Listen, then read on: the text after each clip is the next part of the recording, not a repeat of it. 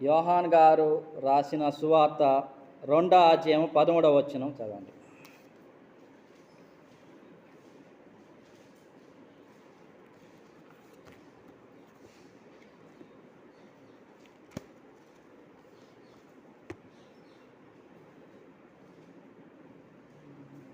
యూదుల పస్కా పండుగ సమీపించగా పరిశుద్ధుడైన యేసు పరిశుద్ధ పట్టణమైన యెరూషలేమునకు వెళ్ళి 14వ వచనం కూడా చదవండి.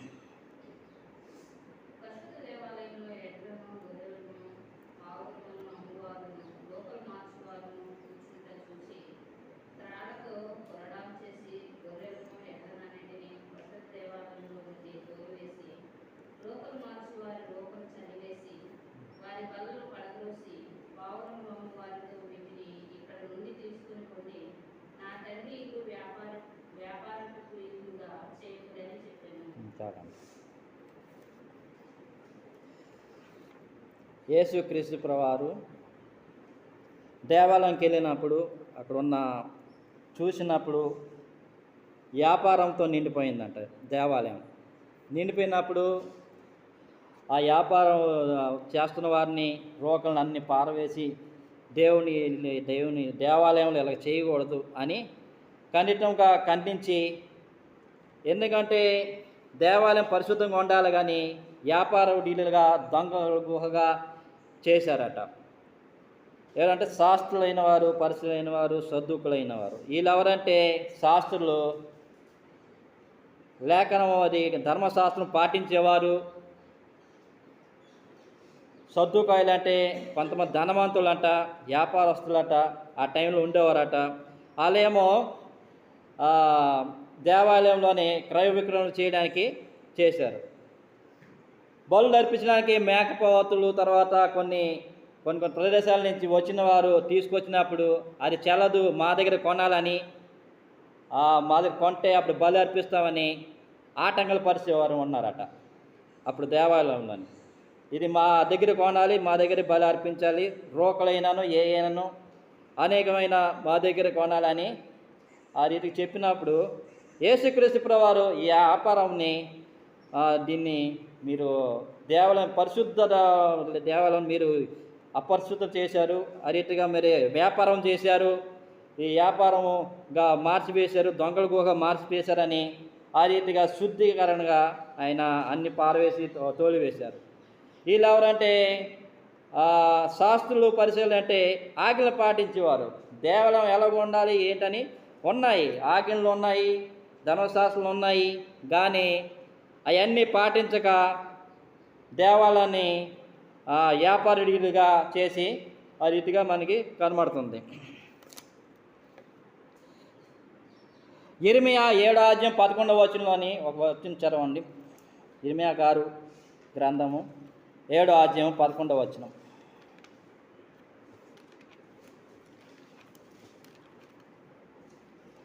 నాదని చాటబడిన ఈ మందిరము మీ దృష్టికి దొంగల గుహయైనదా? ఆలోచించుడి, నేను ఈ సంగతి కనుగొనుచున్నాను. ఇదే పరిశుద్ధుడైన యెహోవా. ఎందుకంటే దేవాలయము పరిశుద్ధిగా ఉంచాలి. అప్పుడు కూడా ఇర్మియా గ్రంథంలోనే రాయబడి ఉంది. ఆ చదివిన వారు చదివి పాటించలేరు, ఆ రీతిగా మనకి కనబడుతుంది. ఏమంటారంటే దేవాలయం పాడు చేసిన వారు మిమ్మల్ని పాడు చేస్తానని చాలా దాంట్లో కూడా ఆయన ఖండితంగా ధర్మశాస్త్రంలోని ధీటుగా చెప్తున్నారు, చెప్పి రాసి ఉంచారు. కానీ చదివినా కూడా వీళ్ళు వ్యాపారుడి ఇల్లుగా చేసి దొంగల గుహ చేసి ఆ రీతిగా వ్యాపారంగా చేశారు. దేవాలయం గారి శుద్ధిగా ఉంచాల్సిన పోయి ఫస్ట్ సారి ఏంటంటే మన పాత నిబంధనలోని విగ్రహారాధన రీతిగా దేవాలయం చేసినప్పుడు అక్కడ ఉన్న ఉగ్రత వచ్చింది. ఉగ్రత వచ్చి ఒక రాజు వచ్చి వాళ్ళందరూ నశింపచేసి విగ్రహారాధన వలన దేవాలయం పాడు చేశారు. రెండవది వ్యాపారుడి ఇల్లుగా యేసుక్రీస్తు ప్రభువారు వచ్చినప్పుడు వ్యాపారి అది ఇల్లుగా చేశారు. దేవాలయంలోని వ్యాపారం మొదలెట్టారు. ఆ మొదటికి గద్దించారు, మొదటి దాంట్లోని ఆ రీతిగా గద్దించి బుద్ధి చెప్పారు. కానీ ఈ రెండోసారి కూడా వినలేదు. యేసుక్రీస్తు వచ్చిన టైంలోని వెనకాలు. ఇంకో విషయం ఏమంటారంటే యేసుక్రీస్తు ప్రభువారు యోహాను సువార్త 2:20 అంటే శరీరమైన దేవాలయం గురించి ఆయన విషయం చెప్తాడు. ఈ దేవాలయం నీ పడగొట్టి మూడు రోజులు లేపుతానని అంటారు. అన్నప్పుడు ఏమంటారంటే ఈ దేవాలయం 40 సంవత్సరాలు కట్టబడింది కదా, ఈయనేంటి ఇప్పుడు పడగొట్టి ఈ దేవాలయాన్ని కడతాడంటున్నాడు. శాస్త్రులైన పరిశీలన వారు ఆ రీతిగా ఆలోచిస్తున్నారట. వాళ్ళకి ఆలోచన ఈ 3 రోజులు దేని గురించి చెప్పాడు? శరీరమైన దేవాలయం గురించి చెప్పారు. ఆయన్ని చంపండి, సిలువేయండి, కొర్రలతో కొట్టినప్పుడు, ఆయన గాయాల పరిచినప్పుడు, సిలువేసినప్పుడు, చంపినప్పుడు ఆయన 3వ రోజున ఆదివారం రోజున పునరుద్ధాన ఆదివారం రోజున లెగుస్తాడని చెప్తున్నారు. కానీ వీళ్ళేం అర్థం చేసుకున్నారంటే ఈ దేవాలయం పడగొడతాడంట, 3 రోజులు లేపుతాడంట, ఈ 40 సంవత్సరాలు దేవాలయం కట్టబడింది, ఏంటి ఇలాగ మాట్లాడుతున్నారు అనేసి శాస్త్రులైన పరుషులైన వారు వ్యతిరేకంగా అనుకున్నారు. కానీ ఆ విషయం వాళ్ళకి అర్థం కాలేదు. మన పౌలు గారు దీంట్లోని 1 కొరింథీ 6వ అధ్యాయము 19వ వచనంలోని దాని గురించి ఉంటుంది, చదవండి. మీ దేహము పరిశుద్ధమైన వలన మీకు అనుగ్రహింపబడిన మీలోనున్న పరిశుద్ధాత్మకు ఆలయమై ఉన్నదని మీరు ఎరుగరా? మీరు మీ సొత్తు కారా? మీ సొత్తు కాదు. ఎందుకంటే మన దేహంలోని నివసించిన ఆత్మ ఆయనకు ఆలయము కాదా అని పౌలు గారు చెప్తున్నారు. మన హృదయంలోనే దేవుడు ఆహ్వానిస్తే, మన హృదయంలోని దేవుణ్ణి అంగీకరిస్తే ఆ రీతిగా దేవుడు నివసించిన ఆత్మ దేవునిది అని పౌలు గారు చెప్తున్నారు. ఆ దేహంలోని హృదయం దేహంలోనికి యేసుక్రీస్తు సిలువైనను యేసుక్రీస్తు ఆ రీతిగా ఆహ్వానించినప్పుడు హృదయంలోని ఉండాలని మనకి 1 కొరింథీ 6వ అధ్యాయం 19వ వచనంలో కూడా రాయబడి ఉంది. 1 కొరింథీ 3వ అధ్యాయం 11వ వచనంలో కూడా ఆయన దేవాలయం గురించి, శరీరమైన దేవాలయం గురించి రాయబడి ఉంది. ఏంటంటే మనము శరీరమైన దేవాలయముగా మనకి యేసుక్రీస్తు ప్రభు దేవుడికి కనబడుతున్నాము. మనము దేవాలయంగా ఆయన చెప్పారు. కొరింథీ పత్రిక ఆయన పరిశుద్ధాత్మ శక్తితో రాసి పౌలు గారు చెప్తున్నారు, మన హృదయాలు మన దేహము ఆలయంగా మనకి కనబడుతుందని. ఆ రీతి కనబడుతుంది. ఎందుకంటే యేసుక్రీస్తు ప్రభువారు నన్ను చంపుడి 3 రోజులు లెగుస్తాను అని అన్నారు. కానీ వాళ్ళున్న వ్యతిరేకంగా దేవాలయము పడగొట్టడా రీతిగా మాట్లాడి ఈయన పడగొట్టి లేపుతారనేసి ఎన్నో విధాలుగా అనుకున్నారు. ఏమంటారంటే యేసుక్రీస్తు ప్రభువారు నన్ను చంపినాను, నేను ఆత్మ తండ్రికి అప్పచెప్పి మళ్ళీ తీసుకోగలను, మళ్ళీ నేను లెగ్గలను, నేను బతకగలను. కానీ ఇప్పుడున్న మనమైతే శరీరంతో చనిపోతే లెగలేము. ఆ రీతిగా యేసుక్రీస్తు ప్రభువారు సిలువేసినను, చంపినాను, ఆ రీతిగా కొర దెబ్బలు కొట్టి సిలువకు అంటగొట్టినాను. ఆయన సమాధిలో పెట్టబడిన సమాధి ఆపలా పోయింది.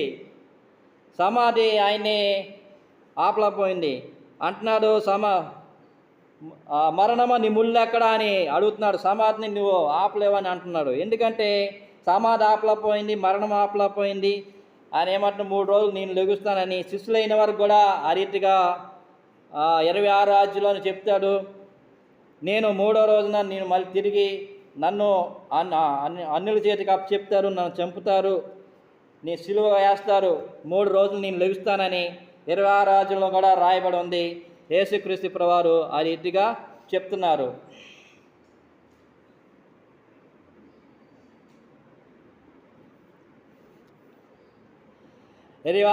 మత్తయి సువార్త 61వ వచనంలోని దాంట్లో కనబడుతుంది, మనకి ఉంది.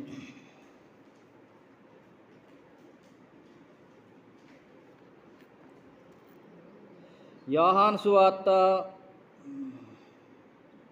1 కొరింథీ 3వ అధ్యాయం 11వ వచనం చదవండి. ఒకటి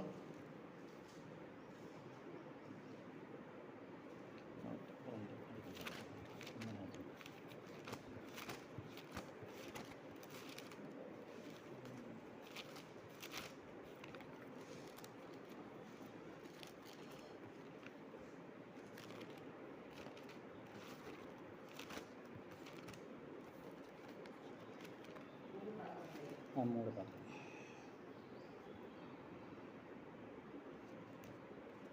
వేయబడింది తప్ప మరొక పునాది ఎవరినూ వేయలేరు.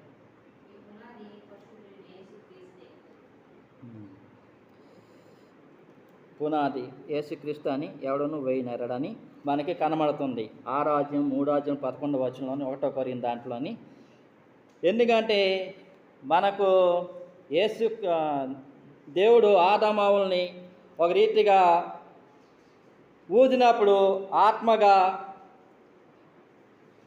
అతను జీవక రంధ్రంలో ఊదినప్పుడు ఆయన ఆత్మ ప్రవేశించి మహాబలముగా మహాశక్తిగా ఆయన లేచారు. ఒక పునాదులుగా మనము కనబడుతున్నాము, దేవుడికి ఆ రీతిగా మనకి కనబడుతున్నాము. పునాదులుగా బలముగా ఉన్నామని మనకి దీంట్లో రాయబడి ఉంది.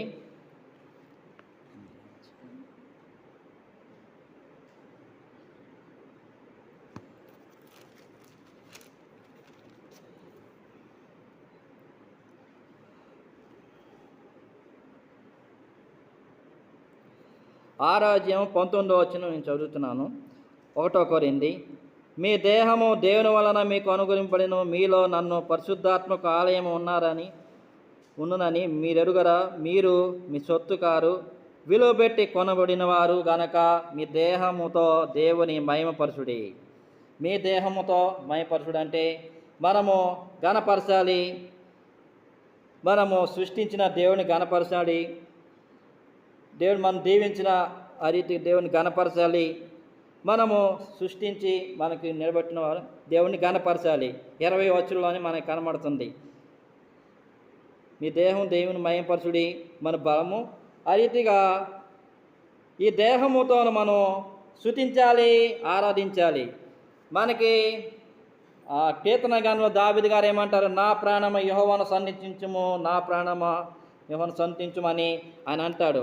నా ప్రాణం అంటే మనము శరీరముతోను బలంతోను ఆ రీతిగా సమర్పించాలి. పరిశుద్ధాత్మక ఆలయము. పరిశుద్ధాత్మ ఆలయం అంటే మన లోపల ఉన్న ఆత్మ, నివసిస్తున్న ఆత్మ ఎక్కడి నుంచి అంటే పరలోకం నుండి వచ్చిన ఆత్మ. ఆ ఆత్మతో మనము చనిపోయిన తర్వాత ఆత్మ పరలోకం చేరుతుంది. అందుకోసమే ఆలయంగా ఉన్నారని మీరు ఎరుగరా అని పౌలు గారు మనకి చెప్తున్నారు. మన దేహంలోని ఆలయముగా మనకి కనబడుతుంది.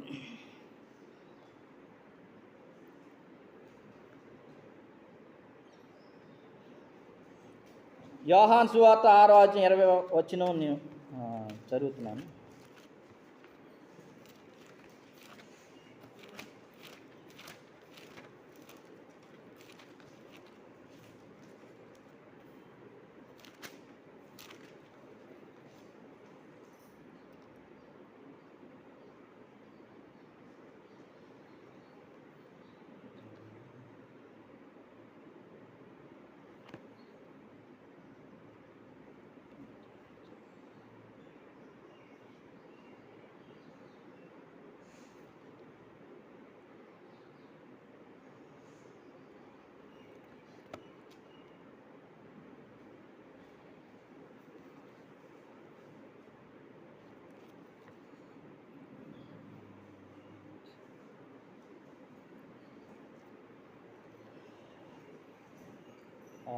యోహాను సువార్త 2:20 వచనము చదువుతున్నాను.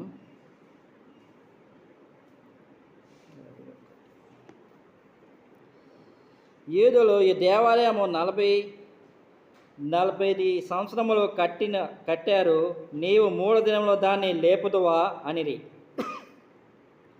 యోహాను సువార్త 2:20-21. అయితే ఆయన తన శరీరము దేవాలయం గూర్చి ఈ మాట చెప్పాను. ఆయన మృతుల్లో నుండి లేచిన తర్వాత ఆయన ఈ మాట చెప్పినని శిష్యులు జ్ఞాపకం చేసుకునేది. యూదులైన వారు ఆలోచిస్తూ 20 వచనంలోని ఏమంటున్నారంటే, నువ్వు కట్టుదువా 40 దినములు ఆ దేవాలయం పడగొట్టి కట్టుదువా అని వాళ్ళు అనుకుంటున్నారట మనసులోని. ఇది శరీరమైన దేవాలయం గురించి ఆయన చెప్పిన దాన్ని ఆలోచించలేరు. ఇది తర్వాత రెండవ విషయము, యేసుక్రీస్తు ప్రభువారు వ్యాపారాన్ని, అక్కడున్న బల్లల్ని, అక్కడున్న గొర్రె మేకల్ని అన్నీ పాడు చేశారు, వ్యాపారం మొత్తం అంతా ఆఫ్ చేశారు. ఆఫ్ చేసినప్పుడు ఏం అడుగుతారంటే, నువ్వు ఏ అధికారంతో చేస్తున్నావు, ఏ అధికారంతో నువ్వు ఇవన్నీ వ్యాపారాన్ని మాకు వ్యాపారం ఇల్లు ఆ రీతిగా మీరే మాట్లాడుతున్నావు, నువ్వు ఎవరివి అని ప్రధాన యాజకులు సద్దుకాయలు ఆయన అడుగుతున్నారు. ఒక విషయం అడుగుతాడు ఆయన, యోహాను ఇచ్చిన బాప్తిసము ఎక్కడి నుంచి వచ్చిందని క్వశ్చన్ అడుగుతాడు. ఈ విషయం అడగగానే ఏ అధికారం చేస్తున్నామని అడిగినప్పుడు వాళ్ళు ఏమనుకుంటారంటే, మనము పైనుంచి యోహాన్ గారు ఇచ్చిన బాప్తిసము మరి పైనుంచి వచ్చిందంటే మనకి జనాలు కోపమండి ఆమె మనల్ని కొడతారు, మరి మనుషుల వల్ల కలిగిందంటే మనకి చాలా విరోధంగా అవుతుంది అని నిదానంగా శాస్త్రులైన పరిశులైన వారు వెళ్ళిపోయి ఏమంటున్నారు ఇప్పుడు ఆలోచిస్తున్నారంటే, చంపడానికి ఆలోచిస్తున్నారు. ఈయన మన అన్నిటిని వ్యాపారం నుంచి పాడు చేశారు, అప్పటి నుంచి స్టార్ట్ అవుతుంది ఏంటంటే యేసుక్రీస్తుకి శోధన. ఈయన ఎలాగ చంపాలి, ఎలాగ సిలువేసి చంపాలి ఆ రీతిగా ఆలోచిస్తారు. అక్కడ ఉన్న శాస్త్రులు పరిశీలు సద్దుకాయలు అందరూ ఆలోచించి ఈ పస్కా పండుగ నాడు మనము ఈయన పట్టుకుంటే జనాలు అక్కడ మనని గొడవ జరుగుతుందని ఏదో విధంగా పట్టుకుందామని ఆలోచిస్తున్నారట. ఎందుకంటే యేసుక్రీస్తు ప్రభువారు దేవాలయం గురించి శుద్ధి గురించి మీరు పవిత్రంగా లేరనేసి అంటున్నారు. ఇంకో విషయం ఏమంటే, శాస్త్రుల పరిశీలన వారికి ఏమంటారంటే, మీరు సమాధి లాగా ఉన్నారు, సమాధిలోని ఎలాగుంటారు ఆ రీతిగా ఉన్నారు, ఒక కబరు అది మామూలుగా మీ సమాధి కొట్టిన వారి రూపంలో ఉన్నారు, మీరు పరిశుద్ధంగా లేరని మనకి మత్తయి సువార్త దాంట్లోని అంటారు. ఎందుకంటే పైనగా ఆడంబరంగా ఉన్నారు, మీరు పాటించట్లేదు, ధర్మశాస్త్రం పాటించట్లేదు ఇవన్నీ అని చాలా విధంగా యేసుక్రీస్తు ప్రభువారు ఆ రీతిగా గద్దిస్తారు, మాట్లాడతారు. వాళ్ళు అంటారు. అన్నప్పుడు దానికి కూడా అది కూడా కోపము ఉంచుకుంటారు. ఎందుకంటే దేనికి జరిగిందంటే కోపం వచ్చిందంటే, ఇక్కడ దేవాలయం ఉన్నాయి, అన్ని రోకలను ఇట్లను గోలను ఆ రీతి పడదోసి ఆ రీతిగా దేవాలయము ఉన్న ఇది దేవుడిలని ఆ రీతిగా చెప్పినప్పుడు వాళ్ళ కోపం వచ్చిందంట. ఎందుకంటే ఆనాడు ఇశ్రాయేల్ ప్రజలైన తప్పులు చేసినప్పుడు, విగ్రహారాన్ని చేసినప్పుడు తండ్రికి కోపం వచ్చింది. యెహోవా తండ్రికి కోపం వచ్చి ఏమన్నాడంటే, ఇర్మీయా ప్రవక్త చెప్పి విగ్రహారాధన చేసిన వారు నేను ఒక రాజుతో అందరినీ సంహరిస్తాననేసి చంపివేస్తాననేసి ఆ రీతికి చెప్పారు. అప్పుడేమో ఒక నెబుకద్నెజరు వచ్చి వాళ్ళందరినీ నశింపజేశారు. విగ్రహారాధన వలన దేశం పాడయ్యింది, ఇశ్రాయేల్ ప్రజలు పాడయ్యారు, మనుషులు పాడయ్యారు, ఆస్తి పాడైంది, దేవునికి విరుద్ధంగా విగ్రహారాధన చేశారు. ఇప్పుడు కూడా రెండవ విధంగా కూడా యేసుక్రీస్తు ప్రభువారు వచ్చే టైం కూడా వ్యాపారంగా దేవాలయం చేశారు. ఆ రీతిగా దేవుడు గద్దించి ఏమంటున్నాడంటే, నువ్వు దేవాలయం పాడు చేసి ఇన్ని పాడు చేస్తాను అనేసి అంటున్నాడు. ఎందుకంటే దానివల్ల పాడవుతారు మీరు అనేసి అన్ని గద్దిస్తున్నారు. మనకి ఇర్మీయా 7:11 దాంట్లో మనకి కనబడుతుంది. ఆ రీతిగా మనకి ఈ దేవాలయము గురించి, శరీరం దేవాలయం గురించి చెప్పారు. రెండవది మన ఉన్న ఆత్మ ఒక దేవాలయంగా పౌలు గారు చెప్పారు, మనకి కనబడుతుంది. మనము ఆత్మతో శక్తితో స్తుతించాలని 1 కొరింథీ ఆ రీతిగా 7 మనకి కనబడుతుంది. ఈ చిన్న వాక్యం దీవించును గాక. ఆమేన్. మా పరిశుద్ధ ప్రభువా, దయమేడ కృపగలదా మీరు అందరి రోజుల్లో మీరు వాక్యము మీరు ముద్రించమని త్వరగా రాని నేస్తున్నాడుకుంటున్నావు తండ్రి. ఆమేన్.